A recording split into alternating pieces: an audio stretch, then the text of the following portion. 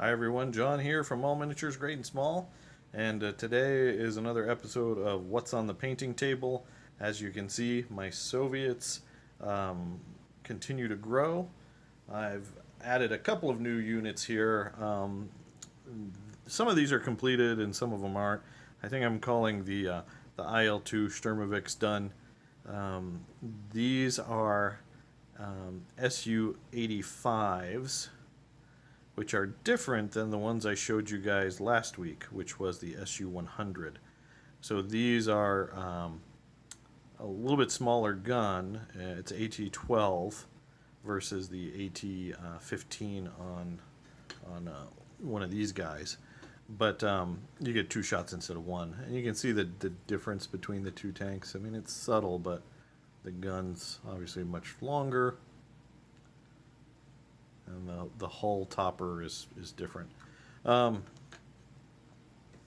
these tanks are pretty much done. I've got some more weathering to do, just a little bit more, and I've got to paint the crew. This is my platoon or company commander.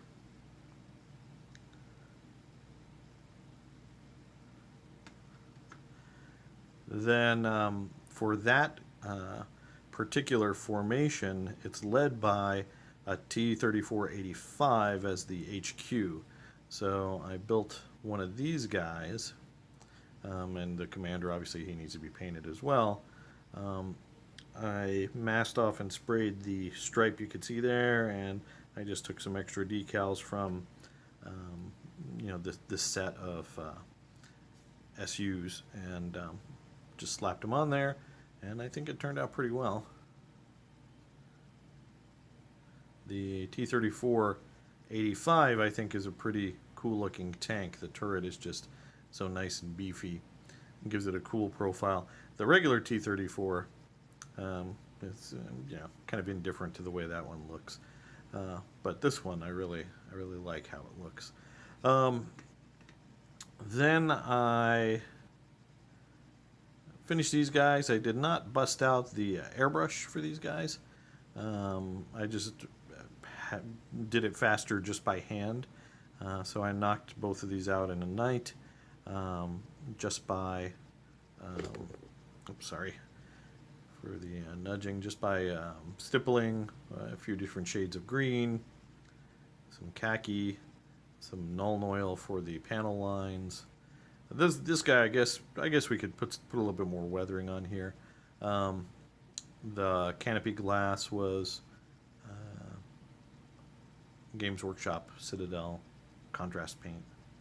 I think they turned out pretty well. I did have a minor catastrophe. Both of these planes should have had numbers on them, but I grabbed it in the wrong spot while the decal was drying because I was trying to get these done all in one night, and ruined the numbers. You can see the star there on the fuselage is a tiny bit askew, which will drive me crazy, but probably no one else will notice. Well, now all of you will notice as well. But I like it. I like the white arrow on the side. It gives it kind of a dash of color on the camouflage that I think looks cool. So I think these guys are pretty sweet. I built them to put them on the big flight stands. I don't know what Battlefront recommends, but I just think they look better when they're up higher. They just look more to scale with things that are on the ground, because these are, I believe, 144 scale, whereas the tanks are 1/100 scale. So these are a little bit smaller than they would be in comparison to this tank, where this tank should be smaller in comparison to the plane.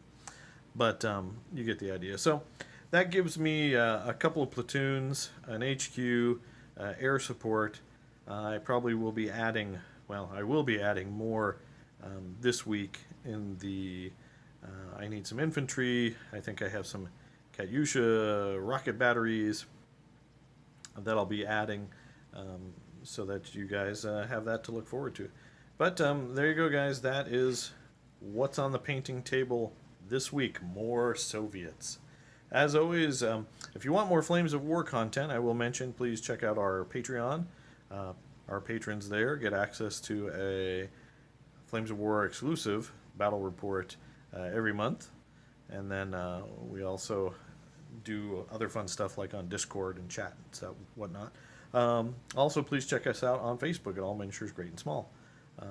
Here on YouTube, we do appreciate a like and subscribe. Liking this video just lets me know you want to see more Soviets, and that means I'll be spending more time on it. So let me know. I'm curious what you guys as viewers like to see. If you want to see more Soviets, you want us to return to the Western Front, you want us to go back to North Africa, I'm curious what you guys think. But for now, it's Soviets, lots of green. So I do appreciate you guys watching, and as always, keep on wargaming.